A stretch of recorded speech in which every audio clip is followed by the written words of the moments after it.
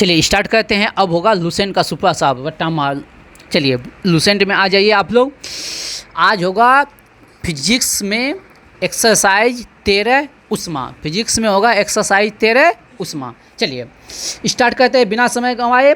चलिए उष्मा, अब सुनिएगा, उष्मा को इंग्लिश में कहते हैं हीट। उष्मा एक प्रकार की ऊर्जा है। उष्मा एक प्रकार का क्या है? ऊर्जा। उष्मा एक प्रकार का क्या है? ऊर्जा। हो सके कुछ बातें वहाँ नहीं मिलेगा लिखा हुआ, ठीक ना, आप लोग देख लीजिएगा, कुछ बातें एक्स्ट्रा भी लाए हैं, ठीक ना। उष्मा एक प्रकार के क्या है? ऊर्जा, ठीक ना। और उष्मा जो है एक वस्तु से दूसरे वस्तु में, सुनिए, उष्मा का स्थानांतरण, उष्मा का स्थानांतरण कैसे होगा? उष्मा का स्थानांतरण कब होगा? जब तापमान में अंतर होगा। उष्मा का स्थानांतरण कब होगा? जब तापमान में क्या होगा? अंतर। उष्मा एक जगह से दूसरे जगह तब जाएगा जब तापमान में क्या होगा? अंतर, ठीक ना। जैसे अगर समान उष्मा रहेगा, समान तापमान रहेगा, जैसे मेरा तापमान सेम है, तुम्हारा तापमान सेम है, अगर दोनों का हाथ छुएंगे तो नहीं पता चलेगा किसका ठंडा है किसका गर्म है, ठीक ना। बस समझें, अगर किसी का तापमान ज़्यादा है, उसको छुइएगा तो गर्म महसूस होगा, तो उसका टेम्परेचर आप निकल के कहाँ जाएगा? आप में।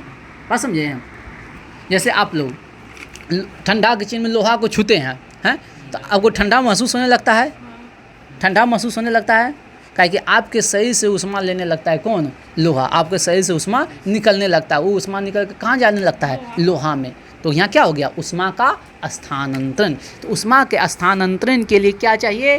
तापमान में अंतर। तापमान में अंतर। उच्च तापमान से कहाँ जाएगा? निम्न तापमान की ओर। उच्च तापमान से कहाँ जाएगा? निम्न तापमान की ओर। बात समझे कि नहीं? उष्मा उच्च से निम्न की हो जाएगा ना।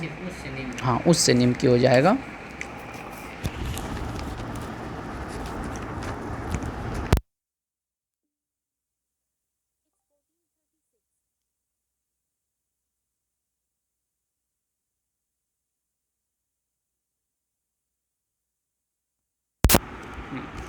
उच्च तापमान से निम्न तापमान की हो जाएगा।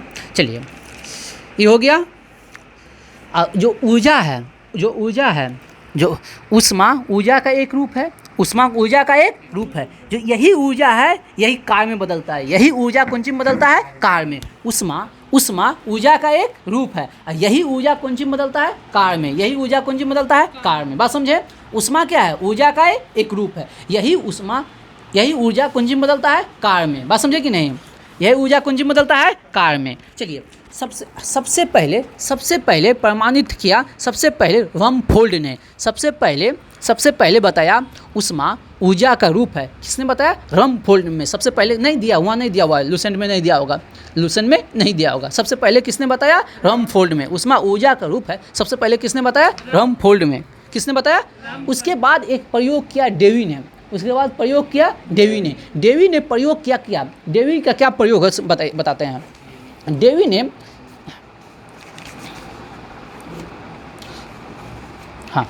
ने बर्फ के दो टुकड़े को लग रहा। जब बर्फ के दो टुकड़े को लग रहा तो बर्फ क्या होने लगा? पिघलने लगा। बर्फ के दो टुकड़े को लगा तो बर्फ क्या होने लगा? पिघलने लगा। जबकि बर्फ के लिए कोई और ऊर्जा का कोई स्रोत नहीं था, सिर्फ वही दो बर्फ था। तो बर्फ पिघला कैसे? तो हम जो काम किए, हम बल्ब के जो लगाने का काम किए, यही कार्य बदल गया कौन चीज़ में? ऊर्जा में। बात समझे? हम बल्ब को जब लग रहे हैं तो वो कौन चीज़? पानी में बदल गया, पिघलने लगा। बल्ब क्या होने लगा? पिघलने लगा। तो बल्ब के लिए कोई एक्स्ट्रा ऊर्जा का कहीं स्रोत नहीं था, तो पिघला किससे? एनर्जी लेके। तो हम जो काम किए, हम जो लगाने का काम किए, उसी से एनर्जी लिया। बस समझे? तो प्रमाणित हुआ कार्य जो है ना बदलता है कौन चीज़ में? ऊर्जा में। कार्य बदलता है कौन चीज़ में? ऊर्जा में। बात समझे? तो बर्फ के दो टुकड़े को लेकर लग रहा था किसने? डेवी ने। डेवी ने। और इसको बहुत बड़े स्तर पे जो प्रमाणित किया वो किया जूल ने। जूल ने। इसीलिए कार्य का SI मात्रक क्या होता है जानते हैं आप लोग? आज तुरी का जूल होता है। तो इसी के नाम पे आने लगा कौन? जूल कोई और नहीं है। समझ रहे हैं ना? हम लोग SI यूनिट जो पढ़ रहे हैं, न्यूटन व्यक्ति था, वो दिया फार्मूला, तो SI बल का SI यूनिट का आने लगा न्यूटन। बात समझे? नाम पे रखा गया, ये कुछ है नहीं। बात समझे कि नहीं? जो वैज्ञानिक दिया उसके नाम की उपलब्धि में। बात समझे? हाँ, चलिए तो 3 को हम पढ़े, सबसे पहले बताया रमफोल्ड ने, फिर बर्फ के 2 टुकड़े को लगा किसने, डेवी ने, ठीक ना। और जूल ने प्रयोग करके बताया कि उष्मा ऊर्जा का ही एक रूप है, उष्मा ऊर्जा का ही एक रूप है। क्रिस्टल क्लियर हुआ, यहाँ तक समझे। सबसे पहले रमफोल्ड ने बताया, फिर बर्फ के 2 टुकड़े को लगा किसने, डेवी ने, और इसको बहुत बड़े स्तर पे प्रमाणित किया, ऊर्जा एक ऊर्जा उष्मा ऊर्जा का ही रूप है, वो जूल ने। बात समझे, उसी के सम्मान में काय का ऐसा मात्रा क्या है, जूल। बात समझे, चलिए आगे बढ़ते हैं। यदि एक लाइन हो वहाँ लिखल होगा लुसेंट में, यदि W कार्य करने में उत्पन्न उष्मा Q हो, W कार्य करने में उत्पन्न उष्मा Q हो, ठीक ना, तो W/Q होगा J, यानी कि जूल। W/Q होगा जूल, W/Q क्या होगा, जूल। बात समझे, W/Q क्या होगा, जूल, यानी कि कार बटे उष्मा, तो क्या कहेंगे, जूल। कार बटे उष्मा को क्या कहेंगे, जूल। कार बटे उष्मा को क्या कहेंगे, जूल कहेंगे। एक कार बटे उष्मा को क्या कहेंगे, जूल। एक जूल सॉरी बराबर 4 जूल बराबर होगा 4.186 जूल पर कैलोरी, ठीक ना। और 1 कैलोरी बराबर होता है 4.186 जूल। 1 कैलोरी बराबर होता है 4.186 जूल। कहीं कहीं आपको लिखा मिलेगा 4.2 जूल। 1 कैलोरी बराबर होगा 4.2 जूल। लेकिन 1 जूल बराबर बोले तो 0.24 कैलोरी। बात समझे,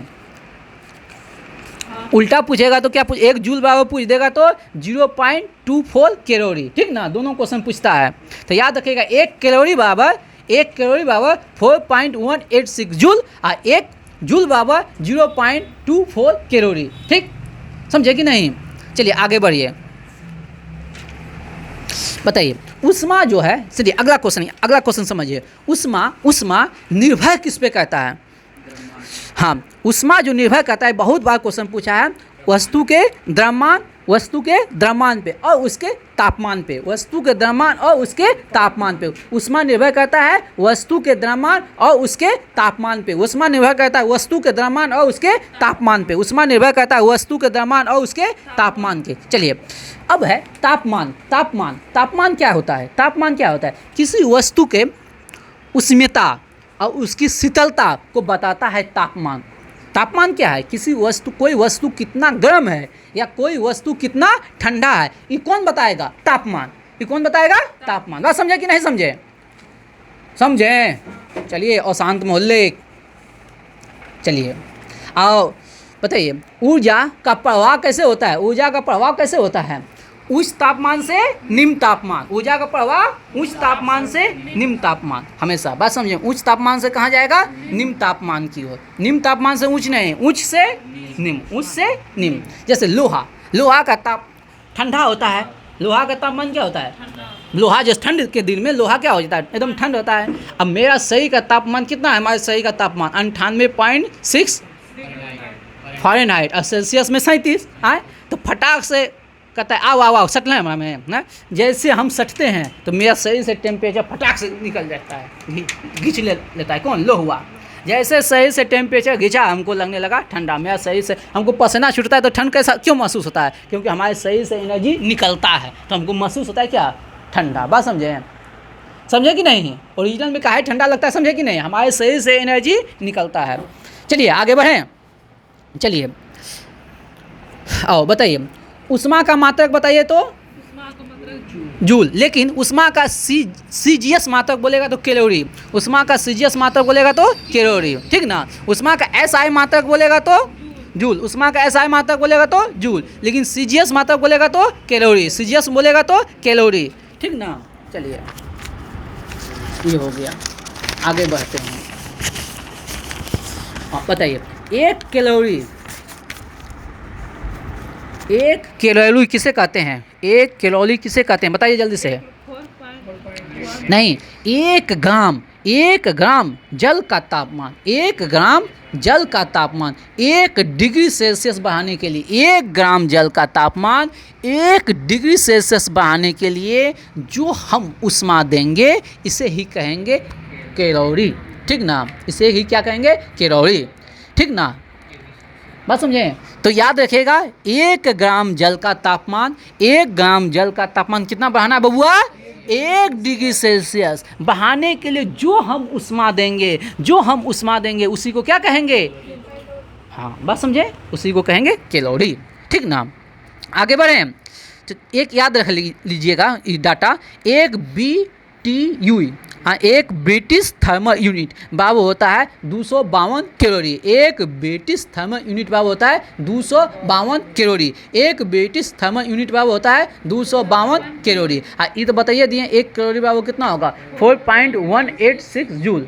अब बोल देगा 1 किलो, किलो मतलब 1000 से गुना कर दीजिएगा तो 3 को पॉइंट खत्म हो जाएगा, 4186 हो जाएगा। बात समझें कि नहीं? चलिए आगे बढ़िए। उष्मा के मात्रक पर हैं अंतर्राष्ट्रीय कैलोरी। अंतर्राष्ट्रीय कैलोरी सिंपल है, इधर देखिए, उधर मत देखिए। तो यहाँ भी क्या है? 1 ग्राम जल कैलोरी में क्या बोले थे? 1 ग्राम जल का तापमान 1 डिग्री बढ़ाने के लिए, यही बताए थे। लेकिन यहाँ है 1 ग्राम जल का तापमान 14.5 से 15.5 डिग्री सेल्सियस बढ़ाने के लिए जो हम तापमान देंगे, जो उष्मा देंगे, उसी को कहेंगे अंतर्राष्ट्रीय कैलोरी। तो दोनों में अंतर क्या है? कैलोरी, अंतर्राष्ट्रीय कैलोरी में अंतर क्या है? वहाँ 1 डिग्री तापमान बढ़ा रहे थे, अंतर्राष्ट्रीय में 14.5 से 15.5 डिग्री सेल्सियस तापमान बढ़ाएंगे। बात समझे? 1 ग्राम जल का तापमान 14.5 से 15.5 डिग्री सेल्सियस बढ़ाने के लिए जो ऊर्जा देंगे उसी को हम कहेंगे क्या? अंतर्राष्ट्रीय कैलोरी। बात समझे? अंतर्राष्ट्रीय कैलोरी। बात समझ में आ गया ना? समझे?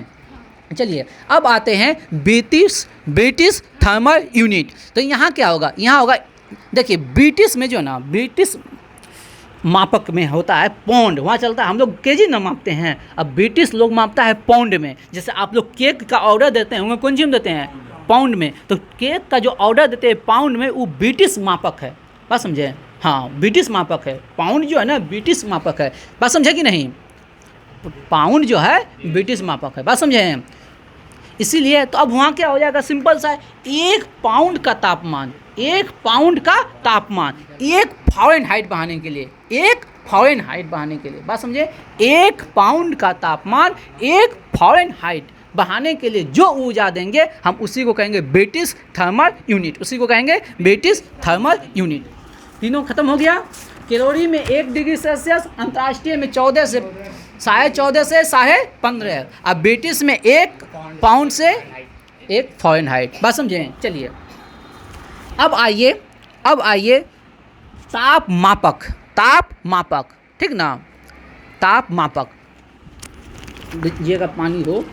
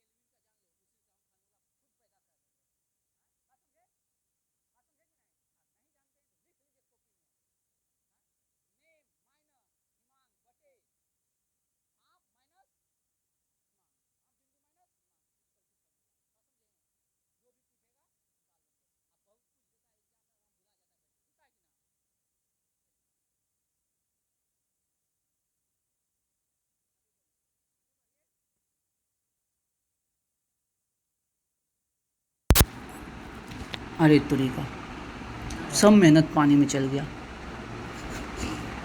आवाज़ गुम हो गया उतना दूर, जितना समझाए ना तुम लोग को, आवाज़ें गुम हो गया।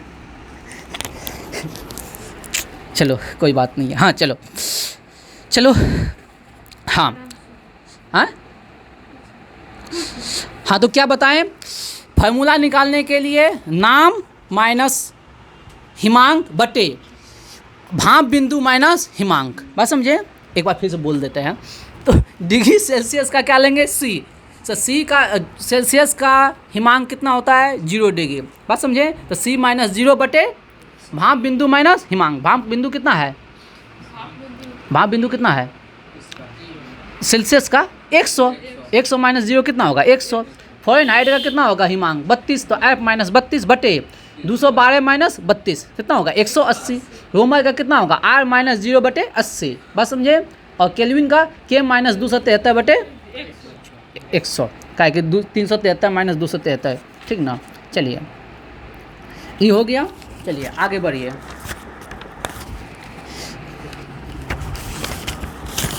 आगे बढ़िए।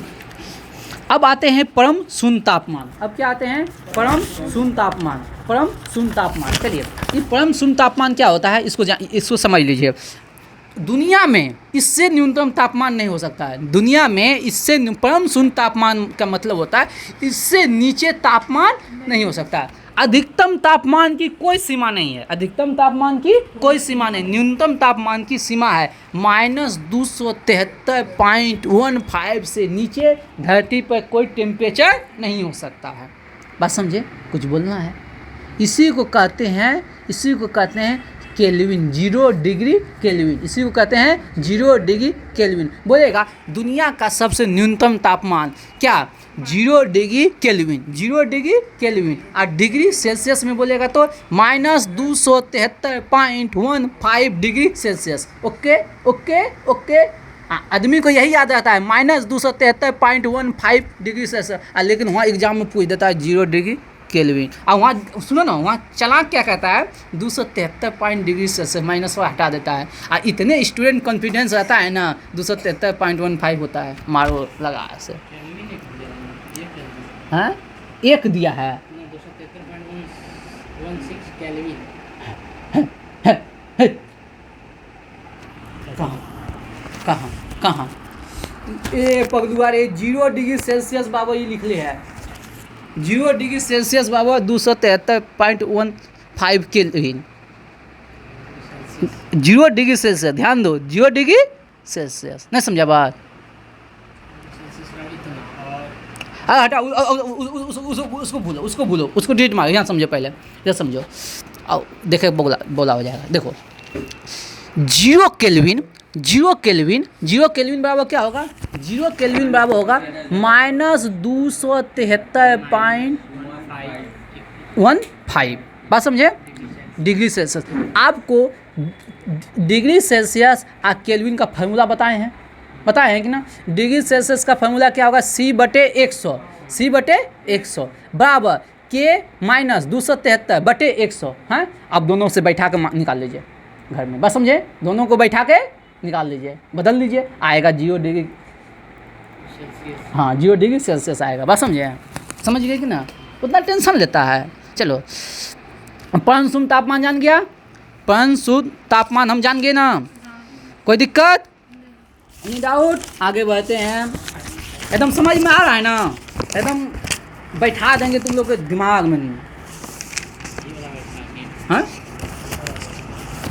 कौन बोला, बैठ गया ना बोला, अब का यूं भूलेगा, ऐसे तुम लोग हाई रटता था। अब आते हैं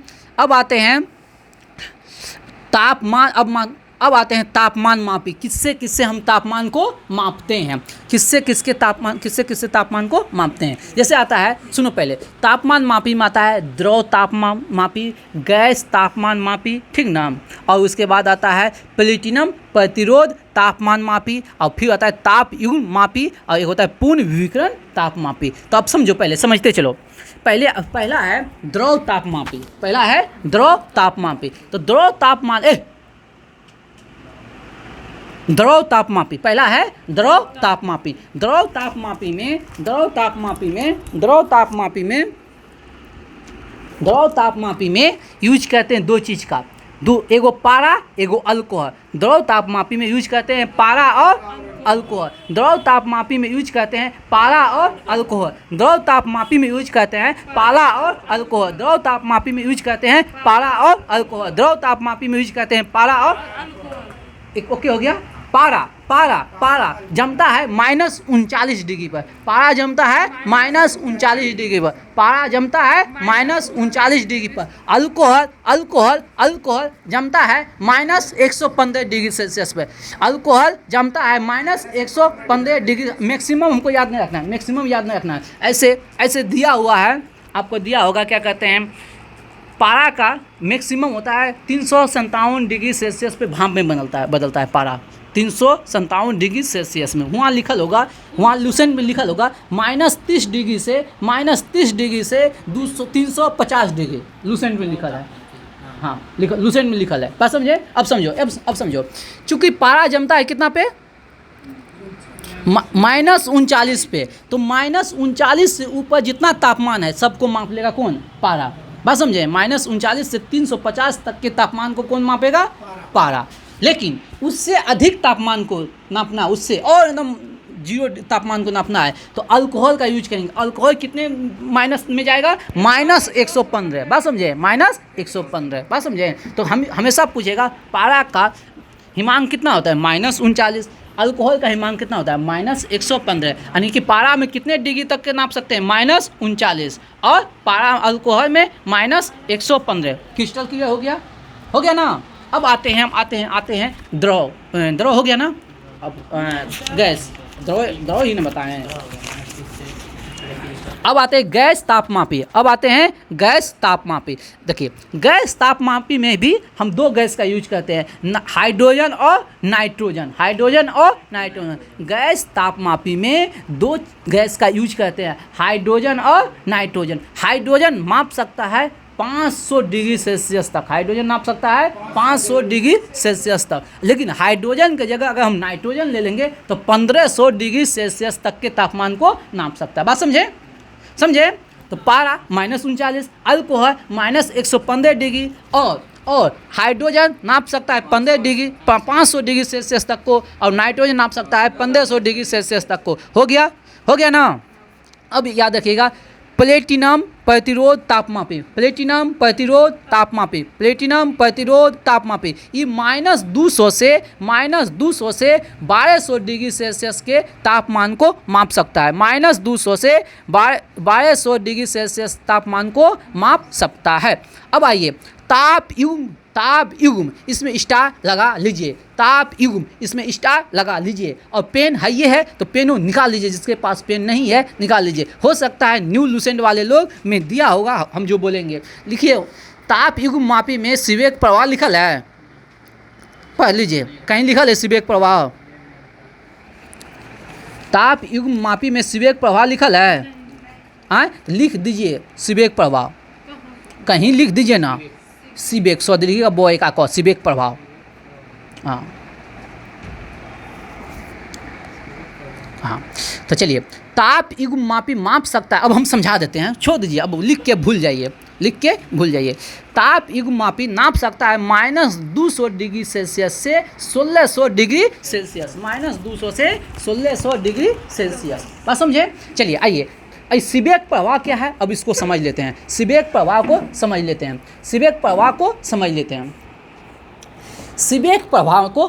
बढ़िया से समझ लीजिए सीबेक प्रवाह। ताप युग्म मापी किस सिद्धांत पर काम करता है? सीबेक प्रवाह। किस सिद्धांत पर काम करता है? सीबेक प्रवाह। ताप युग्म मापी किस सिद्धांत पर काम करता है? सीबेक प्रवाह। ताप युग्म मापी किस सिद्धांत पर काम करता है? सीबेक प्रवाह। ताप युग्म मापी किस सिद्धांत पर काम करता है? सीबेक प्रवाह। तो सीबेक प्रवाह में क्या कहते हैं? उसको ध्यान से समझिएगा। सीबेक प्रवाह में क्या कहते हैं? दो गो देखिए, यहाँ समझिए ध्यान से, सीबेक प्रवाह को ध्यान से समझिए। एक बिंदु ए है, एक बिंदु बी है, ठीक ना? एक बिंदु ए है तो यहाँ मान लीजिए इसको कॉपर से जोड़ दें, ये दोनों बिंदु को जोड़ दें कौन से? कॉपर से, ठीक। और एक तार लिए कॉपर का, दूसरा तार लिए मान लीजिए लोहा या एल्युमिनियम का, ठीक। दो भिन्न भिन्न तार है, दो तार क्या है? भिन्न दोनों दो अलग अलग तार से जोड़ें, दोनों का टेम्परेचर क्या होगा? अलग अलग होगा। अगर अगर दोनों का तार का टेम्परेचर सेम है, दोनों तार का टेम्परेचर क्या है, सेम है, तो विद्युत वाहक बल होगा सेम, विद्युत वाहक बल होगा सेम, तो इसमें विद्युत धारा होगा जीरो। अगर तापमान के बीच में अंतर नहीं होगा ना तो विद्युत वाहक बल जीरो होगा। अगर विद्युत वाहक बल जीरो होगा तो उसमें विद्युत धारा भी जीरो उत्पन्न होगा, यानी कि इसमें कोई विद्युत धारा उत्पन्न नहीं होगा। अगर तापमान के कारण अगर विद्युत धारा उत्पन्न होता है तो उसको कहते हैं ताप विद्युत धारा, उसे क्या कहते हैं, ताप विद्युत धारा। अब आइए यहाँ दो अलग अलग पॉइंट लिए, अलग अलग बिंदु लिए, दोनों को हम जोड़ दिए अलग अलग तार से, दोनों का तार अलग अलग है, दोनों का तार अलग अलग है। मान लीजिए हम यहाँ गर्म कहते हैं, यहाँ क्या कहते हैं, गर्म किए, तो दोनों का टेम्परेचर अलग हो गया। जैसे दोनों का टेम्परेचर अलग हुआ, जैसे टेम्परेचर दोनों का अलग हुआ तो तापमान में अंतर हो गया। तापमान में अंतर के कारण उसमें कौन चीज उत्पन्न हो जाएगा, विद्युत धारा, उसमें उत्पन्न हो जाएगा विद्युत धारा, उसमें उत्पन्न हो जाएगा विद्युत धारा। इसे ही हम क्या कहते हैं, सीबेक प्रभाव, इसे ही क्या कहते हैं, सीबेक प्रभाव। अब इसको हम बोल देते हैं किताबी भाषा में, अब इसको बोल देते हैं किताबी भाषा में। तापांतर के कारण धारा प्रवाहित होने लगती है, इस ताप को कहते हैं विद्युत धारा ताप, और इसे कहते, इस प्रभाव को कहते हैं सीबेक प्रभाव। कहीं लिखल है आप लोग को बुक में, लिखल है, नहीं लिखल है, हाँ चलिए न्यू ब्रा में लिखल है, चलिए कोई बात नहीं, समझ में आ गया ना, सीबेक प्रभाव समझ में आ गया ना। तो ताप युग्म मापी, इसलिए नाम दिया है युग्म, ताप युग्म, यानी दो गो संधि न लिया, को गो संधि लिया है, दो गो, तो इसीलिए नाम दिया ताप युग्म मापी। बात समझे, किस प्रभाव पे काम करता है, सीबेक प्रभाव। तापमान -200 से 1600 डिग्री सेल्सियस को मापते हैं। अब बहुत हो गया तो एक बार रिकॉल जीरो से फिर से समझ लेते हैं एक बार। पहला है द्रव तापमापी। द्रव तापमापी में हम दो गो लिए, द्रव में दो गो लिए, कौन कौन, पारा और अल्कोहल। पारा जमता है -39 पे, अल्कोहल जमता है -115। ओके, अब आते हैं गैस, गैस में भी दो गो, हाइड्रोजन नाइट्रोजन। हाइड्रोजन 500 डिग्री के सेल्सियस तक को नाप सकता है, और नाइट्रोजन 1500। अब होगा उसके बाद आएगा प्लेटिनम प्रतिरोध तापमाप, यही ना है प्लेटिनम प्रतिरोध तापमाप। ये नाप सकता है कितना, -200 से 1200 डिग्री सेल्सियस, -200 से 1200। ओके, अब आते हैं सीबेक प्रभाव पर आधारित होता है ताप युग्म मापे, जिसमें दो गो धातु अलग अलग तापमान वाले लेते हैं और जिसको दोनों को एक संधि से जोड़ देते हैं, जिसमें धारा प्रवाहित होता है, उसे कहते हैं ताप विद्युत धारा। तो ये नापता है -200 से 1600 डिग्री, -200 से 1600। ओके, अब आते हैं, अगला आया पूर्ण विकिरण तापमापी, जिसे कहते हैं पायरोमीटर, जिसे क्या कहते हैं, पूर्ण विकिरण ताप मापे, जिसको क्या कहते हैं, पायरोमीटर। पूर्ण विकिरण ताप मापे, जिसे कहते हैं पायरोमीटर।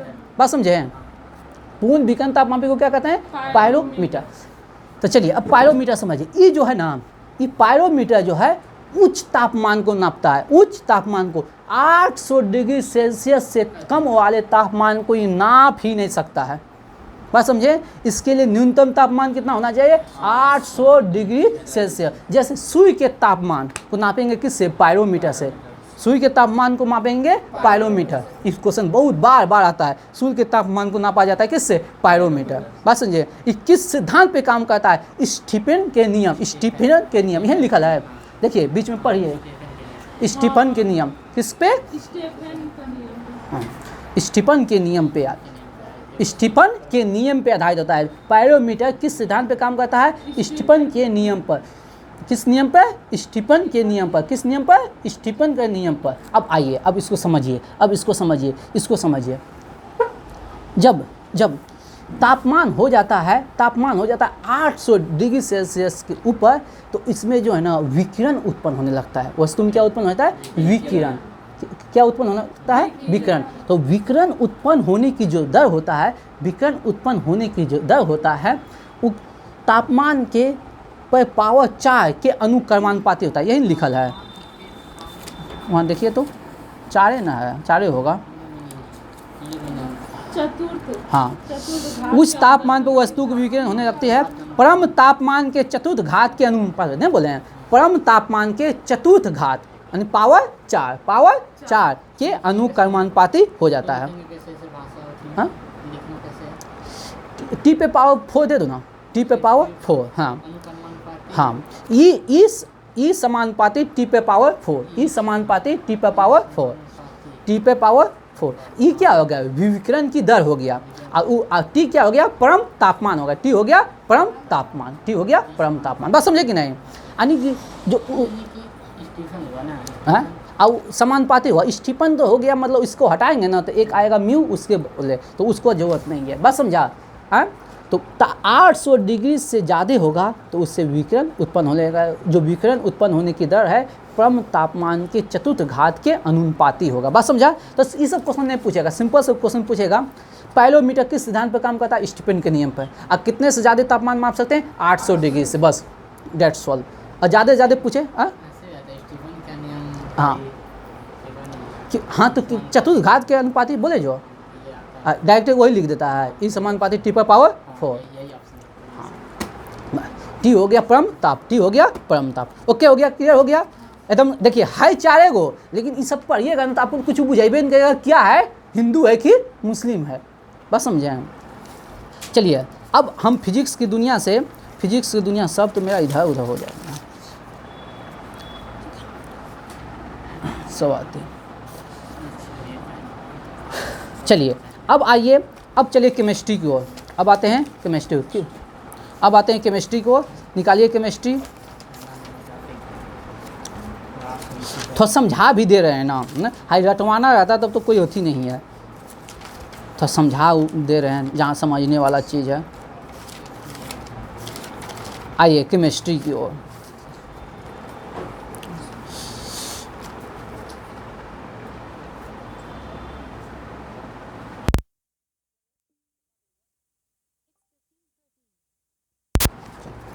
चलिए हम लोग पढ़ लिए थे, तत्व पढ़ लिए थे, यौगिक पढ़ लिए थे, मिश्रण पढ़ लेंगे थे, और समांग मिश्रण अगर निश्चित अनुपात में मिलाते तो उसको कहेंगे समांग मिश्रण, और विषमांग मिश्रण अनिश्चित अनुपात में मिलाएंगे तो उसे कहेंगे विषमांग। आज हम पढ़ना स्टार्ट करेंगे मिश्रण को अलग करने की कुछ प्रमुख विधियाँ में। पहला आएगा रवाकरण।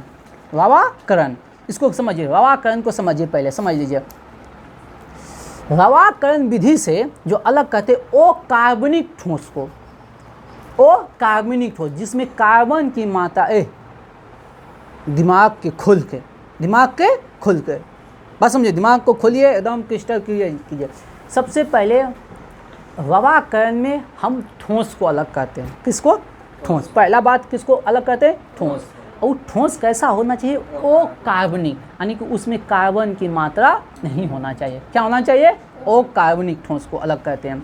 इसमें विलायक के रूप में अशुद्ध ठोस मिश्रण को विलायक के साथ मिलाकर गर्म करते हैं। इसके साथ क्या कर, इस विधि में अशुद्ध ठोस मिश्रण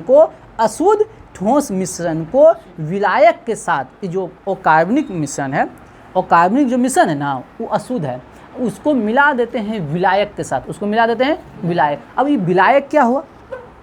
जिसमें घुल जाए, विलायक जिसमें घुल जाए। वो जो मेरा मिश्रण है, अशुद्ध मिश्रण है, ठोस मिश्रण है, उसको हम मिला दिए विलायक के साथ, यानी जिसमें वो क्या हो जाए? घुल जाए। विलायक मतलब जिसमें वो घुल जाए, और उसको क्या कहते हैं? गर्म कहते हैं। गर्म कर दिए तो विलायक में वो घुल गया, विलायक में वो क्या हो गया? घुल गया। तो गर्म अवस्था में कीप के द्वारा छान लिया जाता है, मिलाकर गर्म किया जाता है, तथा गर्म अवस्था में ही कीप के द्वारा छान लिया जाता है। और छानने के बाद विलयन को कम तापमान पर धीरे धीरे ठंडा किया जाता है। हम गर्म किए, और गर्म करने के बाद पहले ठोस था, जब गर्म किए तो वो क्या हो गया?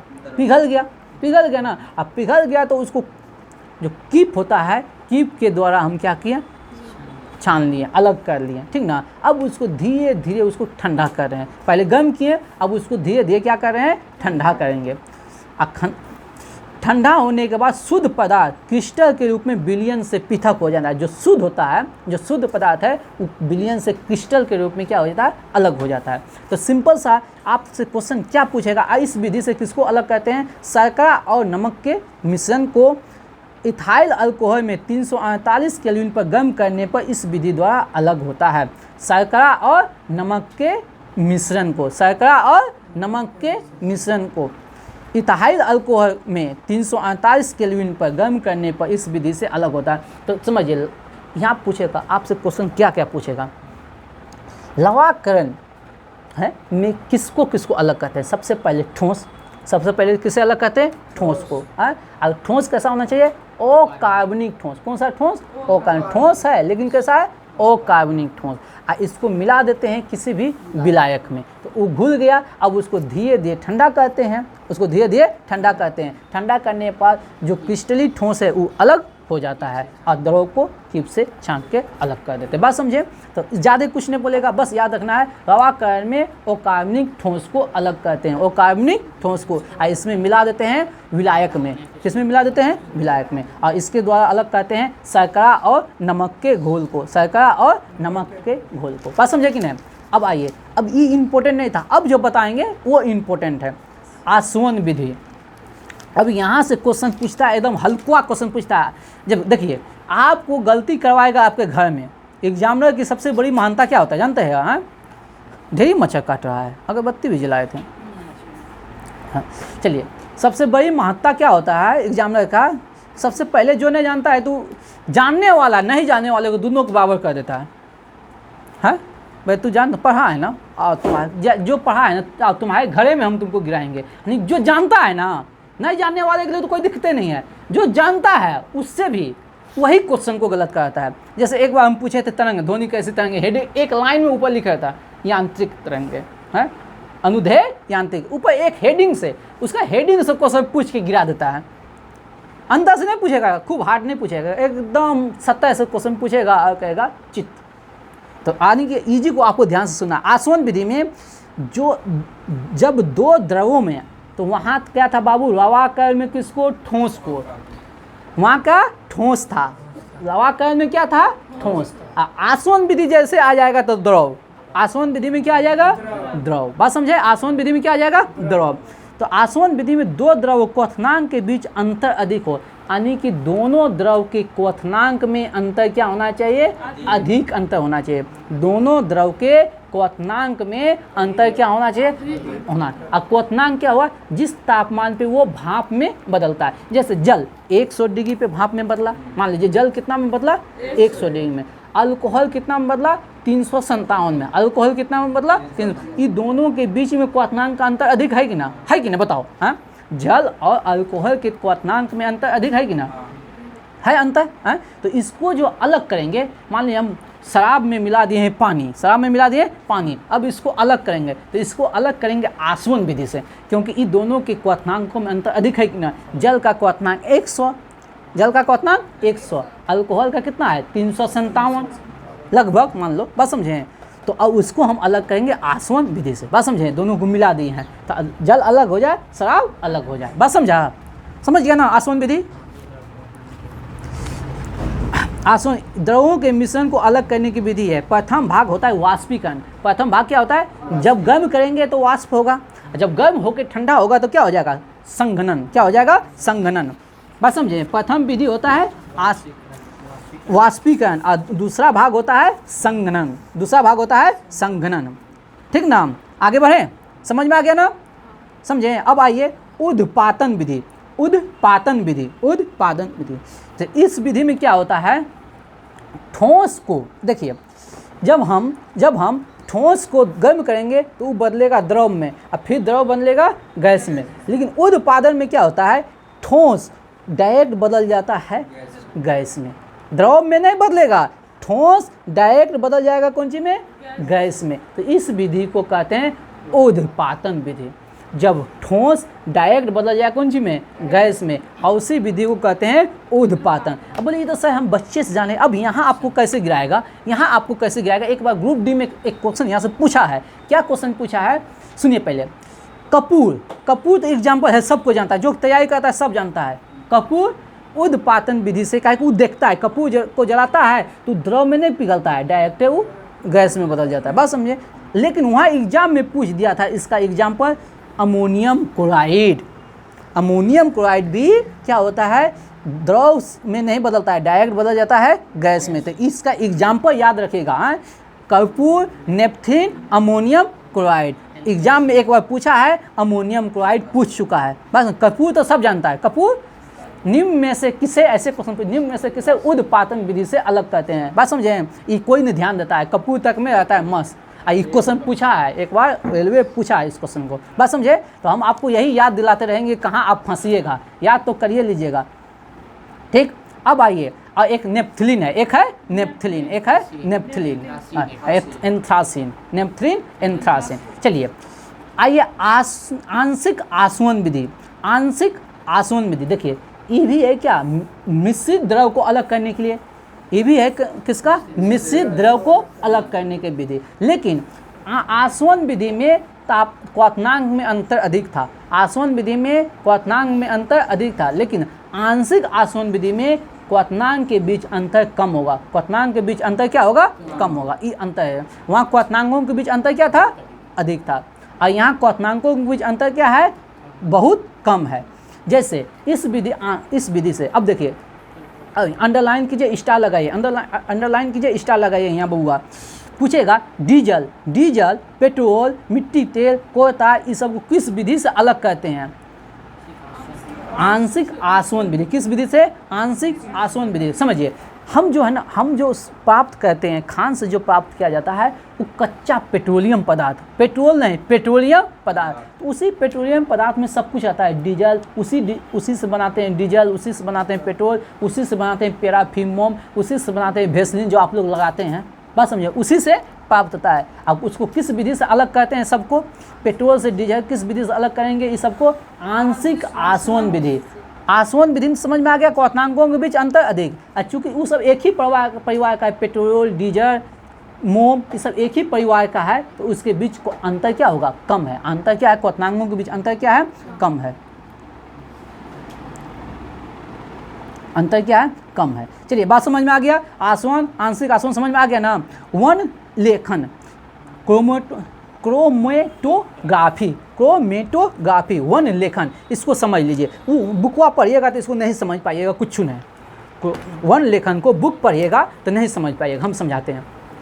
आज तो कांच का गिलास नहीं है ना, तो हम प्रयोग करके दिखा देते हैं, कांच का गिलास आता तो प्रयोग करके दिखाते हैं, कांच का गिलास नहीं। चल समझ लीजिए, एक कागज़ मान लीजिए लेते हैं, एक कागज़ लेते हैं, एक कागज़ लेके उसमें हम ब्लैक पेन से, ब्लैक मार्कर से हम लकीर खींच देते हैं, ठीक ना। जब आप ब्लैक मार्कर से लकीर खींचिएगा, ब्लैक मार्कर से लकीर खींचेगा और उसको आप गिलास में, कांच के गिलास में डुबाइएगा पानी में, ठीक ना। अब पानी में पूरा नहीं डुबाना है, एकदम बस जहाँ लाइन खींचे ना उसी के पास तक रहना है, पानी वहीं तक रखना है, बस समझें। तो आप देखिएगा धीरे धीरे धीरे धीरे कागज़ को जो है ना पूरा रंगीन कर देगा, कागज़ को पूरा रंगीन करेगा। कागज़ पे हम कौन सा रंग खींचे हैं, काला। आप देखिएगा कागज़ पर जो रंग है ना, कागज़ पर जो रंग है सतरंगी रंग मिलेगा, कागज़ पे काला नहीं मिलेगा रंग, उसमें सतरंगी रंग मिलेगा। जैसे यहाँ तो हम ब्लैक मेरा नहीं पिघलल है, अगर ब्लैक यहाँ पिघलता ना हम आपको प्रूव करके दिखा देते हैं। यहाँ ब्लैक मेरा नहीं पिघला है, संयोग के बाद में दूसरे रंग पिघला है, ठीक ना, बात समझे कि ना। तो उसमें काला में विभिन्न तरह का रंग पिघलेगा। तो इस क्या कहता है, वह क्रोमेटोग्राफी में क्या होता है, रंगों को अलग करते हैं। तो इससे प्रमाणित होता है काला जो है ना विभिन्न रंगों के मिश्रण से बना है, काला जो है विभिन्न रंगों के मिश्रण से। तो ये क्रोमेटोग्राफी में क्या होता है, रंगों को अलग करने की विधि है, रंगों को अलग करने की विधि, बस समझे। क्रोमेटोग्राफी में क्या होता है, रंगों को अलग किया जाता है। शायद वहाँ नहीं लिखल है रंग शब्द, तो आप लोग लिख लीजिए, वहाँ रंग को अलग करते हैं, इस विधि द्वारा रंगों को अलग किया जाता है। वहाँ नहीं लिखल होगा तो पढ़ लीजिए, अगर कहीं लिखल है मिले तो ठीक है, नहीं मिले तो वहाँ लिख लीजिए।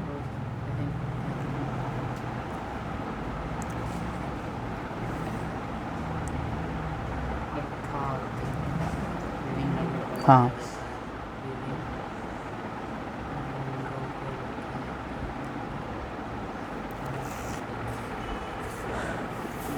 हो गया, लिख लिए ना।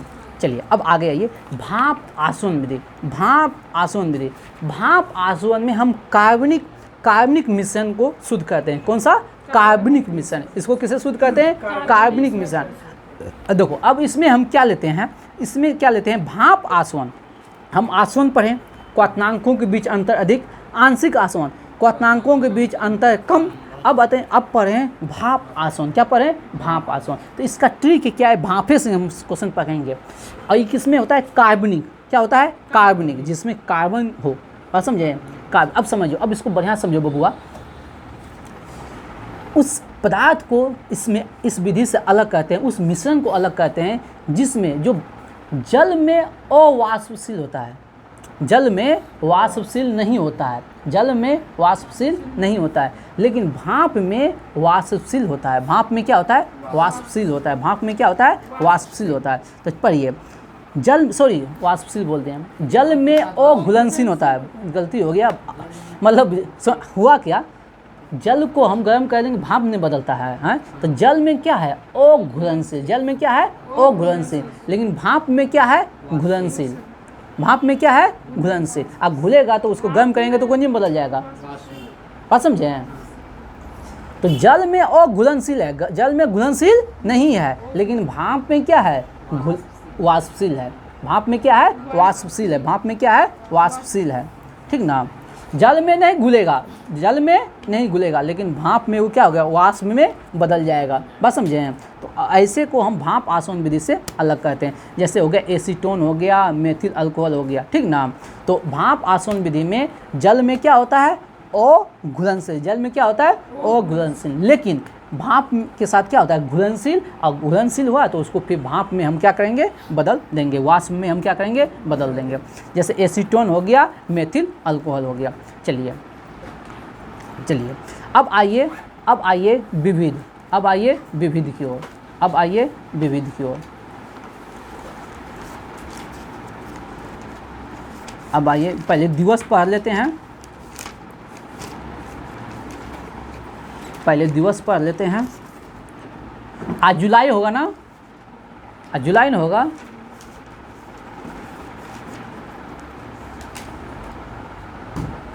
चलिए, जुलाई, स्टेट बैंक ऑफ इंडिया की स्थापना हुआ 1 जुलाई 1955। 1 जुलाई 1955। आज पर इंपीरियल बैंक का नाम कर दिया गया स्टेट बैंक ऑफ इंडिया। ठीक ना? चिकित्सक दिवस 1 जुलाई, डॉक्टर बिधान चंद्र राय के जन्म दिवस पर। ये डॉक्टर बिधान चंद्र राय जो है पश्चिम बंगाल के मुख्यमंत्री भी रह चुके हैं। बात समझे हैं? पश्चिम बंगाल के मुख्यमंत्री भी रह चुके हैं। ओके, अब आगे विश्व जनसंख्या दिवस। विश्व जनसंख्या दिवस 11 जुलाई। विश्व जनसंख्या दिवस 11 जुलाई। विश्व जनसंख्या दिवस 11 जुलाई। विश्व जनसंख्या दिवस 11 जुलाई। अगले आगे कारगिल स्मृति दिवस। कारगिल 26 जुलाई। कब हुआ? 26 जुलाई। चलिए अब आगे आइए, ये हो गया। हर दिन एक महीना हम लेंगे। हम कल क्या पढ़ लिए थे? क्या हुआ? हाँ है वहाँ, लेकिन इम्पोर्टेंट नहीं है। चलिए, हम कल पढ़े थे गुप्तचर संस्थाएं। गुप्तचर संस्थाएं पढ़े थे ना? हाँ, चलिए आज है विभिन्न देशों के संसद। विभिन्न देशों के संसद। विभिन्न देशों के संसद। चलिए आज हम संसद सुफा का साफ करते हैं, विभिन्न देशों के संसद। चलिए, भारत का जो नाम है संसदीय नाम है। भारत का नाम क्या है? संसदीय नाम है। भारत का नाम क्या है? संसद। भारत का नाम क्या है? विभिन्न देशों के संसद। चैप्टर 19। चैप्टर 19। चैप्टर 19 नहीं निकला?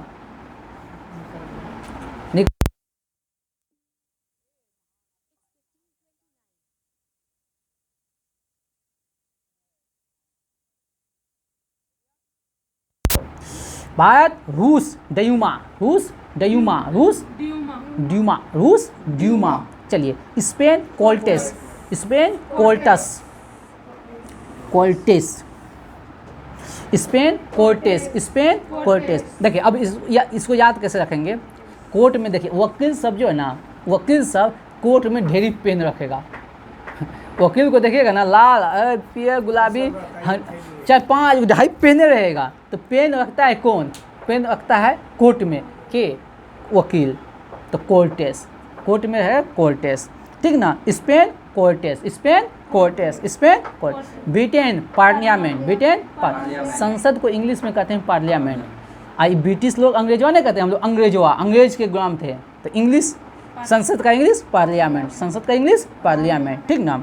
Germany Bundestags. Bundestag. Germany Bundestag. Germany Bundestag. Germany Bundestag. Germany Bundestag. Germany Bundestag. चलिए, Mongolia Khural. Mongolia Khural. Mongolia Khural. Mongolia Khural. Mongolia Khural, Mongolia Khural, जगलो हो देवता, जगलो, जग जा। Mongolia Khural. Iran Majlis, Iran Majlis, Iran Majlis, Iran Majlis, Iran, Iran, Iran, बताइए। Taiwan Yuan, Taiwan Yuan, Taiwan Yuan, Taiwan Yuan. Bharat संसद, भारत संसद, भारत संसद। रूस डयूमा, रूस डयूमा, रूस Duma. Spain, Spain Cortes, Spain Cortes. Britain, Britain, Britain. Germany Bundestag, Bundestag, Bundestag, ठीक ना। Mongolia Khural, Mongolia Khural. Iran Majlis. Taiwan Yuan, Taiwan Yuan, Taiwan Yuan. Israel की संसद नेसेट, इजराइल की संसद नेसेट, इजराइल की संसद Knesset, Israel की संसद। लेकिन इजराइल का बता देंगे गुप्तचर संस्था तो मोसाद, कौन होगा? मोसाद। इजराइल दुनिया का सबसे शक्तिशाली है गुप्तचर संस्था, कहाँ? मोसाद। मोसाद के कुछ, इजराइल के कुछ नागरिकों को मार दिया था, ठीक ना, आतंकवादी ने। तो उसको पूरा दुनिया में खोज खोज के मारा, एक एक आदमी को, जितना आतंकवादी हमला किया था सबको पूरा दुनिया से खोज खोज के निकाल के मारा। तब से जानने लगा मोसाद के बारे में पूरा दुनिया, ठीक ना। इतनी वो देश है, यहूदी देश है। यहूदी के बारे में कहा जाता है सबसे ज़्यादा बुद्धिमानी होता है और सबसे छोटा देश है, एकदम इतनी को देश है, चारों पट्टे उसका मुस्लिम कंट्री है, हैं? फिलिस्तीन के साथ तो लंबा विवाद चलता है। चलिए आगे बढ़ते हैं। Maldives Majlis, Maldives Majlis. Japan Diet, Japan Diet. अब आइए आइए आइए आइए, जापान को तो कहीं नहीं भूलने देंगे। कैसे? हाँ, ऐसे समझो। कहा जाता है अभी नया शोध के अनुसार सबसे ज़्यादा जापानी लोग जीता है। वहाँ जो ना, अभी भारत का एक राज्य है, उत्तराखंड शायद है, जापान के लोगों को सेवा के लिए यहाँ ट्रेनिंग दे रहा है। वहाँ के वृद्ध लोगों को सेवा के लिए और नर्स का ट्रेनिंग दे रहा है, ताकि वहाँ जाके जो जॉब करे और वहाँ के वृद्ध लोगों का सेवा करे। वहाँ का वृद्ध 100 साल से ज़्यादा जी रहा है। और कैसे? वो लोग डाइट पालन करके, डाइट पे रहता है, इसलिए ज़्यादा जीता है। हम लोग कहते हैं ना बर्गर, पिज़्ज़ा, चाउमीन वगैरह खाता है, उसके जापानी लोग के जो फूड होता है उसमें ज़्यादा मात्रा में देखिए कच्चा चीज़ ज़्यादा यूज करता है। वो लोग कच्चा चीज़ यूज करता है और एक तरह का नहीं खाता। हम लोग जैसा चावल खाते हैं, दाल खाते हैं, वो लोग सतरंगी भोजन करता है। एक ही थाली में जो है ना सब तरह का भोजन रहता है, जैसा कहा जाता है। जाकर देखे तो नहीं है। अगर हमको सौभाग्य प्राप्त होगा ना तो सब मेरा पहला विदेशी दौरा रहेगा जापान है, का जीना है। चलिए आगे बढ़ते हैं। चलिए, स्वीडन रिक्सडाग, स्वीडन रिक्सडाग, डाग, डाग, Sweden Riksdag, Sweden Riksdag. Norway Storting, Norway Storting, Norway Storting, Norway Storting. Bhutan Tshogdu, Tshogdu, Tshogdu, Tshogdu, Tshogdu, Tshogdu. Poland Sejm, Poland Sejm, Poland Sejm, Poland Sejm. Pakistan National Assembly, Pakistan National Assembly. अब यहाँ से याद रखिएगा, ध्यान से पढ़िएगा। Pakistan National Assembly, Pakistan National assembly.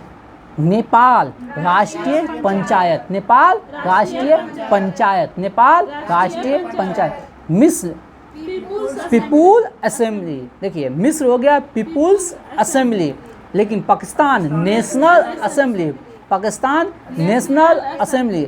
मिस्र पीपुल्स असेंबली, मिस्र पीपुल्स असेंबली। चीन नेशनल पीपुल्स कांग्रेस, देखिए चीन में आ गया नेशनल भी और पीपुल्स भी, और एक नया आ गया कांग्रेस, ठीक ना।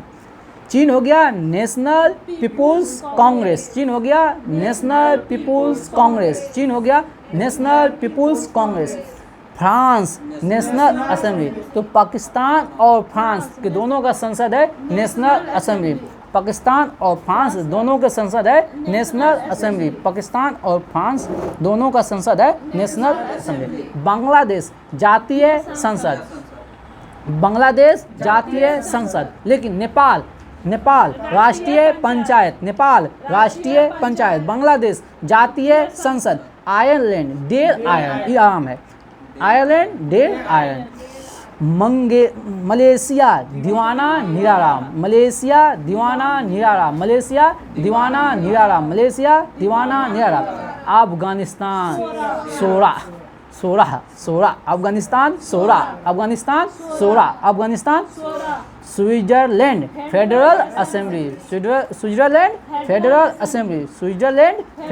असेंबली। अच्छा, तुर्की ग्रैंड नेशनल असेंबली। बंद करो। तुर्की हो गया, स्विट्जरलैंड फेडरल असेंबली, लेकिन तुर्की ग्रेट नेशनल असेंबली, तुर्की हो गया great national assembly. Australia, Britain और ऑस्ट्रेलिया होता है पार्लियामेंट, ब्रिटेन ऑस्ट्रेलिया और Canada parliament, Britain Australia Canada parliament. और यूएसए हो जाएगा कांग्रेस, और कांग्रेस लगल है कहाँ, नेशनल पीपुल्स कांग्रेस चीन में, ठीक ना। और डेनमार्क हो गया फोल्केटिंग,